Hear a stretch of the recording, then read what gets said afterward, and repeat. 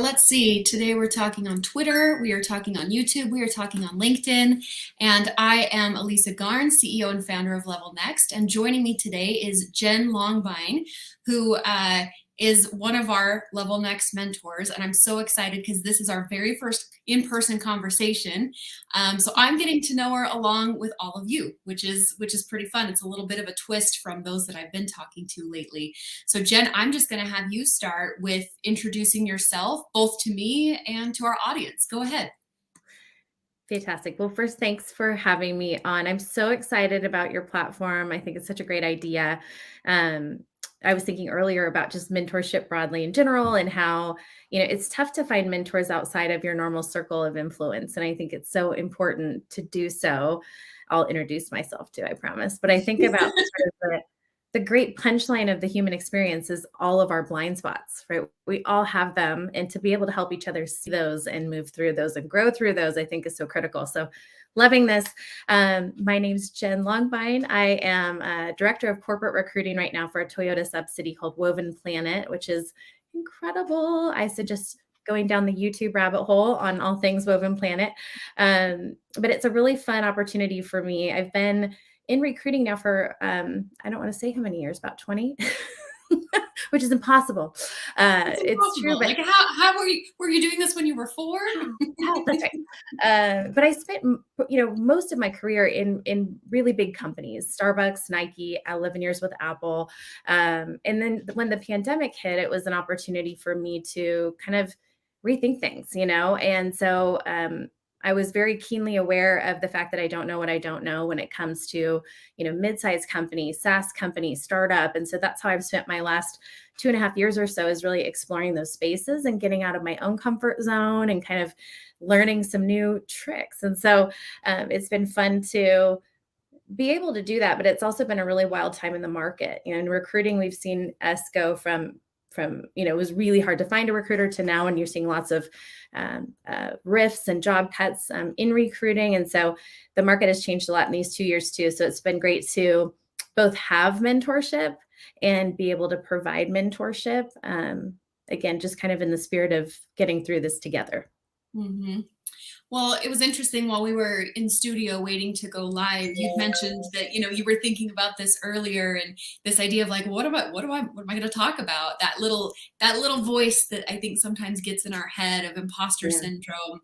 And I would love, like, even just hearing from that brief synopsis that you gave, I've already thought, oh my gosh, there's probably so much she could help me with just in terms of what I'm building. And I consider myself a pretty decent expert and professional in talent management and HR. But to your point, like, one of the beauties I think of mentorship is having somebody that's standing by your side as you're working through those, even if it's just to let you know that you're not alone and help instill that confidence that's necessary to especially get through the really tough times, but be there with you to celebrate when you have those wins. So I would love to hear from your perspective, maybe an example or a moment that you have experienced mentorship in your career that helped you battle some of those feelings of imposter syndrome. Oh my gosh, so many. I mean, first of all, I think imposter syndrome, first of all, is a positive thing. I think when we stop feeling nervous, it means we're probably not growing anymore. You know what I mean? I almost think we have to lean into those feelings. But the first thing that comes to mind was a piece of advice I got. I had started a new role in a great big company, and the CHRO, I had my first sit down with him, and I was, I think, nervously babbling about something. And he said, "Do you know what your job is? Like, really? Do you know why you're here?" And I started, "Well, I'm, going to build this recruiting, global, great." And he said, "Wrong." He said, "No." He said, "I hired you to think. You've got to put a premium on and create space for time to think. Nobody's really given this thought, and that's why you're here. And if you're not creating space to think about it, you're failing." And that's harsh, but those words have stayed with me all these years because he's exactly right. And I think mentorship is a great way to kind of create that space. But so much of mentorship is about creating the space and putting a premium on time to think about and talk about these sort of areas that you want to focus on. I think that's sometimes the hardest part. Yeah, that's a beautiful example, and I really, really love that. I've had those as I've been working on values and building those out for the company as we're looking to build out our culture for Level Next. That's something that's risen to the top too. Is yes, we care about achievement, but we also care about growth, and sometimes growth supersedes achievement in terms of what you actually gain from the moments of not knowing or getting something wrong.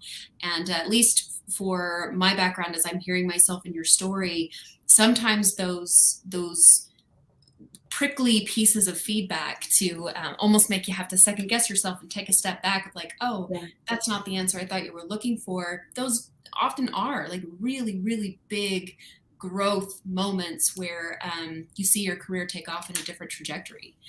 Okay, Yeah. so I want to divert from mentorship a little bit. I love it. This is my passion topic, but I want to get to know you a bit more. Sure. So tell me, like, where are you in the world? Where do you live? What's a day in the life of Jenn look like? It's a lot, my friend. It's a lot. So I live in Austin, Texas. Originally a California girl, spent 10 years in Portland, Oregon, and then we came here a few years ago. And we have a house full of people. I've got 3 kiddos. My husband and my mom lives with us. So it was impossible to be lonely. That was our silver lining during the pandemic. We are a house full and a family full of musicians. Both of my parents were songwriters. I grew up in the music business, so I still play and write music and sing. And I'm a voting member of the Recording Academy, and I'm really active in that community. I think the creator community is really important to me as well. I love to write, whether it's a song. I published my first novel in 2019. I think for me, it's always about creating balance and creative space so that I sort of force myself almost to kind of mentally clock out and stretch my mind in different ways.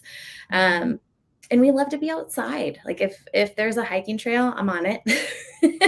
We love We need to to. get you to Utah then. Yes. Oh my gosh, I love Utah. It's so gorgeous. Yes. We love to volunteer, kind of help in the community when we can. So it's just a very busy time in life with 3 active kids. I've got 2 middle schoolers and then our sort of bonus baby who is 4, who is the Oh boss of all of my. us. Yes. And is your mom still living with you too then? She is probably for the long haul. And it's awesome. It's really great to have kind of this multi-generational living situation and have my kids get to benefit from having, really 2 very different women, influencing them every day. And it's awesome. That is really cool. And I mean, for some family dynamics, I think unique, but I think we've seen that more and more of caretaking with parents as Yep. our generations, and I think also COVID sort of pushed that front and center for a lot of people that maybe hadn't considered that or wasn't a priority of resource and time previously. So I love the fact that you see it from that lens of what your children and the next generations are being able to glean from that. That's beautiful. So one thing that I do know about you, this is on your LinkedIn profile. We briefly talked about it before we started broadcasting here. But you have been a mentor to the USA athletics team, correct? Mhm. So Yeah. tell me a little bit about that. How did that come to be? Well, honestly, one of the coolest sort of honors of my life. I was working at Nike and working closely with Team USA on some of their developmental goals for athletes, and was invited to teach a resume workshop in Lake Placid at their training center there. So went out to Lake Placid, which is one of the most beautiful places on the planet, for like the 3 months of the year where the weather's really good, Like and got most to. places other than San Diego, I think. Yeah. And I got to spend time with some athletes there. I met some fantastic women and was really sort of heartbroken. I know that might sound a little bit dramatic to kind of see the way that they live. It's very much like dorms. I think in my mind, maybe I hadn't given it a ton of thought, but I imagine if you're an Olympian, you're probably, when you're not competing on TV, you're probably just posing for your, Wheaties box or whatever. But really, they're not. Most sports in the Olympics are not professional sports, which means you're not paid to play them. You've got to pay to play. And so you've got these athletes that have kind of been living below the poverty line, giving every single thing that they have to this passion, this endeavor, and all living together in these cool kind of Team USA facilities with cafeterias. I mean, it's a very cool thing. It's just not what you would expect. I worked with veterans for a long time and still do, and it's very similar conversation. You know, athletes, just like veterans, are trying to figure out how to relate what I've done to sort of the corporate world. How do I translate my skills? And you see a lot of sort of, you know, humility and almost a lack of self-esteem, because you think about their world. If you didn't win, then you're a loser, right? Like there's always kind of been this winning and losing kind of component to their world. And so you hear them downplaying a lot. Like one of my athletes that I worked with would say things like, always use the word just, as she was talking about herself. Well, this is just my athlete resume, and I just did this and just did this. And I said, if you say the word just one more time, we're going to have words, because you are so much more. Yeah, it is so much more than you're giving yourself credit for. And so it was exciting for me to be able to kind of be that mirror and show these people how wonderful they are and how much they have to contribute to kind of the rest of corporate America. And so really passionate about that, and just helping people, you know, figure out what their goals are, and then get on that path. Well, that's interesting too. I know that my time in HR, I'm probably the other side of the coin to your experience, where I've almost exclusively worked in small and, you know, startup and mid-sized companies, especially here in Utah. So when you're talking about helping people like veterans and athletes and people that are trying to transition from what for some of them have been since infancy into, okay, well, you know, there comes a certain point where you peak in that particular thing, whether that's serving in the military or being a professional athlete.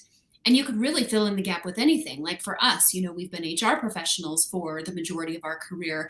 And then all of a sudden there comes this time where you're ready to pivot, and you are trying to change that conversation of, how do I leverage, like, I'm more than this resume of skills, but I don't know how to apply for those jobs because I either don't understand the terminology that's being used, it's in a different language.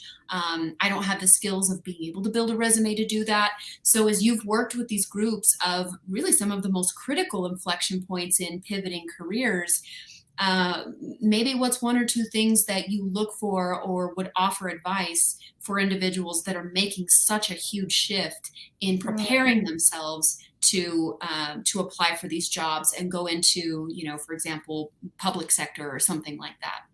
Yeah. Couple of things. I think the first thing is really to try to self-reflect on limiting beliefs. You know, what are those things that you've decided are true, you know, that maybe aren't, right? Like truths remain true whether we believe in them or not. So even if you don't believe that you could be this next best thing, that doesn't mean it's not true, right? So I think that's something that's really important to think about, is just sort of mindset and checking in with yourself to just kind of hear your own talk track. What am I telling myself about this? And am I right or wrong?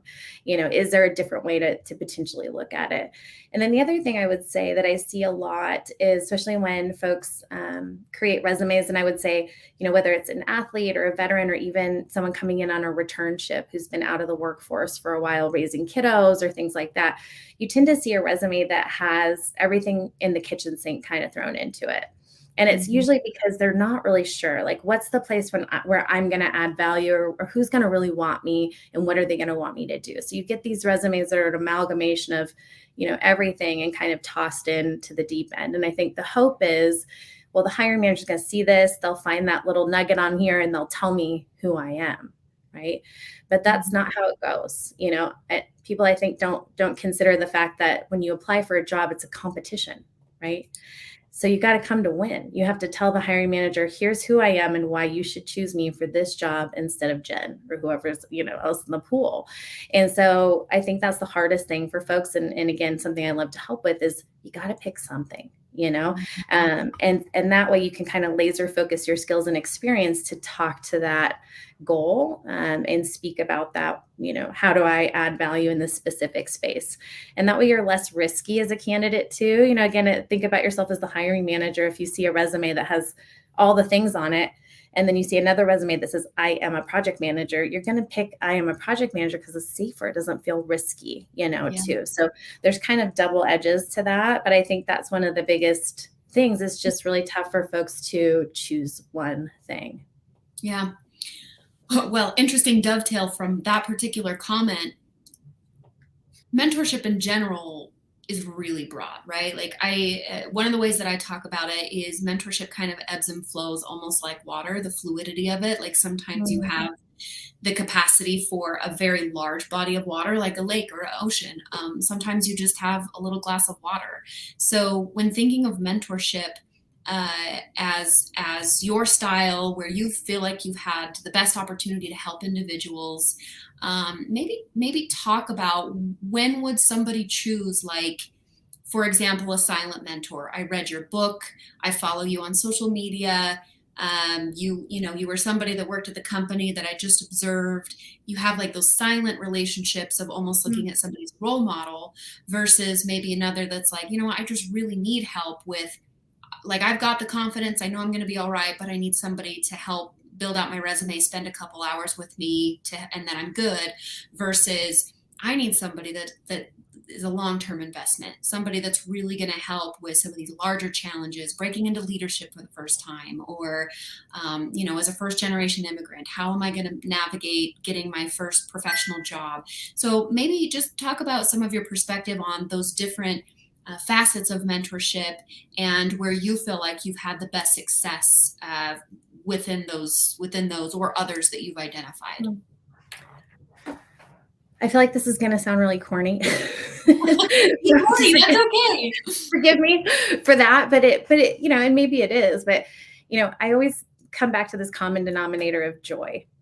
Especially for women, and not to discredit anybody else, but, women especially have never been sort of given the permission to prioritize their own joy. And so I think a lot of times too, we get stuck on, whether it's that short term or long term, you kind of get stuck between like these two guys on your shoulder, one of them saying, do the expected thing, the logical next step. And then somebody else is over here going, but that will kill my soul. And I really want to do this other thing, but I'm scared. Right. And so sometimes it's about just listening, honestly, asking questions and listening. And I look for the spark of joy. I call it the ooh. If you're looking at something, you're like, that looks pretty good. That looks pretty good. Ooh, there's the one, right? That feeling that you get right in your chest. And I look for that in folks and try to help them see, like, okay, you just showed me you were saying this, but what I saw was this. Does that resonate with you? How do you feel about that? And kind of thinking about more of a joy focused way to goal set. Um, you know, we all deserve to have work that we love, and we all can have work that we love. Not everything is perfect 100% of the time. So I like to think about this sort of happiness ratio as thinking about like an 80% calendar. If you looked at, I always say go back like 4 weeks, right? Because last week was too soon. Go back like 4 weeks and look on your calendar and kind of think through, and you can color code it if you want to literally do it, but think through everything on your calendar. Was I looking forward to this? That to me is the gold standard. I'm not expecting us to throw a parade because we have a meeting, but was I looking forward to this? Was I neutral about this? Did this kind of give me anxiety?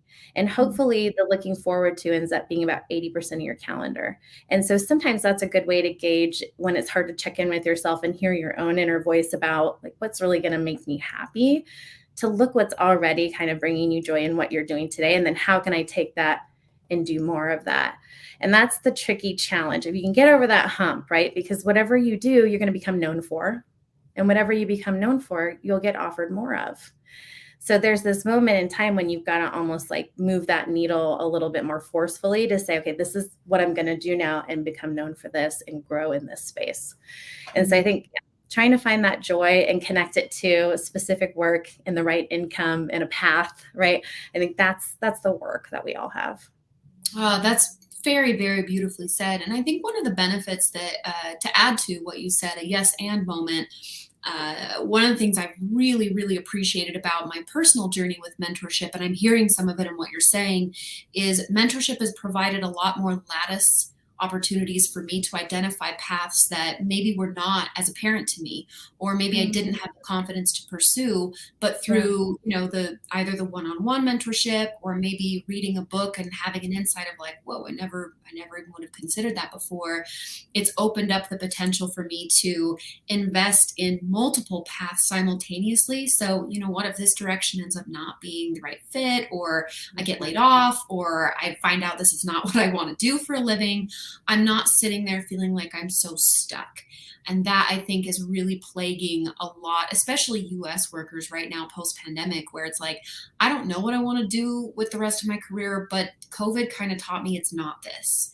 Yeah. So where do I go? But I've already invested 20 years or 25 years in this path, and I don't know how to translate into something else. It's So so I, good though. It's so good. It's so scary, but it's so good.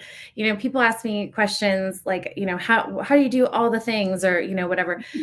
I had cancer about 22 years ago, in my formative years, and something broke in my brain in such a good way. It was that sort of epiphany of, I was 22 years old, thinking about, oh my gosh, maybe there's not later. What if there's not a later? Crap, I should have done the thing. Why did I not do the thing? And I realized at that stage of my life that the one risk I was always going to mitigate is the fear of feeling like I missed something. So I'm always more willing to, I don't have a lot of risk aversion, I guess is what I'm getting at. But I think person it's that can awesome. climb like No, Cascade mountains and it's like no big deal. fully will climb a mountain. I'll jump off the building. I'm in. Yeah, no fear of sharks or needles or let's go, but don't put a spider because okay, that's a different Well, yes, of topic. course. I mean, we have But to have some sort of rationale when it comes to yeah, real. some irrational fear. But I think that pandemic was that moment for all of us, right? Like almost like collectively, we had to all face our own mortality. And it makes you kind of look around and go, whoa, this doesn't make me happy. And all of a sudden, my happiness matters. And I'm thinking, whoa, I didn't prioritize my own joy. Now I'm seeing that. What do I do next? What do I now do with that feeling? And so I think that's what the Great Resignation was all about, was folks kind of that, I called it the Great Awakening. Everyone just Yeah. like looking around going, what the crap? Why am I in this job? We just got unplugged from our matrix, and now it's like, what? Yeah, that's Maybe how it it was felt to by me. design. I don't know. If you're a believer in that whole like, I don't know, weird reality thing, maybe COVID was our reset. I don't know. I It's totally funny that you mentioned that though, because one of my next questions was going to be, you have this musical family, you guys are performers. I was going to ask you how you overcome, a lot of people experience stage fright. It's very difficult to perform in front of other people, let alone sing in front of other people. But I feel like you've probably already answered that. But I would love to hear, is that something either for yourself or within your family? Is that more of a hobbyist thing that you guys enjoy doing together? Is that a particular path that you pursued more seriously that became hobbies? Like, to help me understand a bit more of the musical influence that you have in your life. Yeah, I mean, it's like everybody in the family. For me, I've been like actively in bands putting out music for many years through multiple iterations. I think my favorite though is the one we have now. But I've never had the desire to be famous.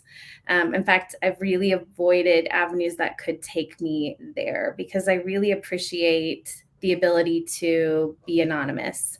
In fact, even my creative endeavors, are under my maiden name, to keep that separation. I remember, early days recruiting, someone, oh, I found your music on iTunes. And I'm thinking, please stop talking. I only have 20 minutes for this screen, and that is not going to get you a job at the Genius Bar. It's nice to have that separation. But for me, it's just always been about the love of the music. I had incredible stage fright. I was such a shy kid and had parents that just went, look, my daughter can sing for the people, and Mm. forced me sort of out of that. And I give them a lot of credit for what I do today, honestly. Public speaking is something I'm never afraid of because in the back of my mind is like, at least I don't have to sing. At least I'm not playing my guitar and worrying about screwing it up. I can talk. That's fine. So I think it's given me a lot of, transferable skills, I guess. But honestly, it's just having that creative outlet for me that's so important in terms of like my own kind of 80% joy. Oh, I love that. Well, you and I are going to continue this conversation, and I'm sad to say that everyone else will not be joining us for phase two. But as we wrap up, this is about, we really want people to be able to see themselves in your story and understand, like, why would I choose Jenn as my mentor? So just in parting, is there any just piece of advice or a parting thought or little nugget of wisdom that you want to share with our audience here before we head out? I think the best thing I would ask everybody is why not you?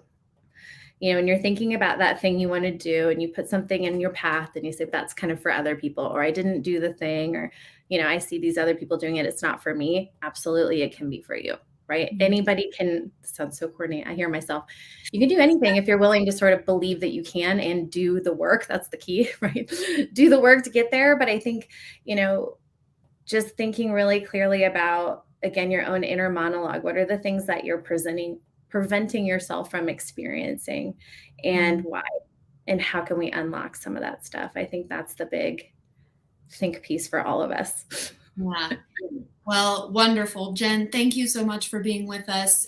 If you're catching this recording, you can view it on LinkedIn later on, but you can also view it on our YouTube channel and check out all of our other mentors as we continue these live conversations to get to know the mentor behind the profile. So thanks again, Jenn, for joining us, and we'll see you all next time. Thanks for having me.